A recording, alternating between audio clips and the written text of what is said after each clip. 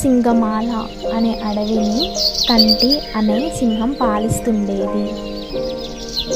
దానికి నక్క, కాకి అనుచరులుగా ఉండేవి.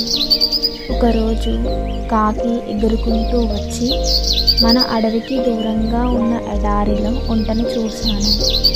దాన్ని వేటాడగలిగితే మనకు వారం పాటు ఆహారానికి సమస్య రాదు అని చెప్పి సింహాన్ని, నక్కని బయలుదేరదీసింది. కానీ ఎడారిలోకి అడుగుపెట్టగానే అక్కడి వేడికి సింహం, నక్కల కాలు కాలి నడవలేకపోయాయి. దాంతో కాకి ఒంటి దగ్గరికి వెళ్ళి, మిత్రమా, నీవు మా రాజు సింహాన్ని, మంత్రి నక్కని అడవిలో దించగలవా అని అడిగింది.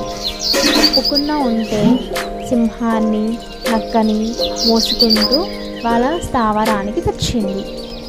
దాని మంచితనం సింహానికి బాగా నచ్చి, మిత్రమా, నువ్వు కూడా మాతో పాటు ఇక్కడే ఉండు అని ఒంటెతో చెప్పింది.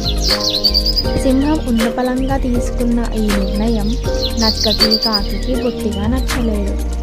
అవి ఓ ఉపాయం పన్నాయి.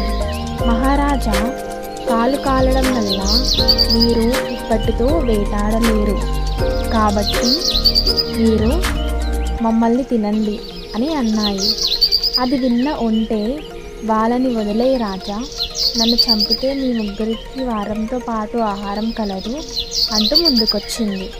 నక్క, కాకీల ఆ మాట కోసమే ఇలా నాటకమాడాయని సింహానికి అర్థమైపోయింది. దాంతో సరే, ఒక్కొక్కరు వరుసగా రండి, ముందు చిన్న జీవితో మొదలు పెడతాను, కాకి నువ్వు రా ముందు అంది.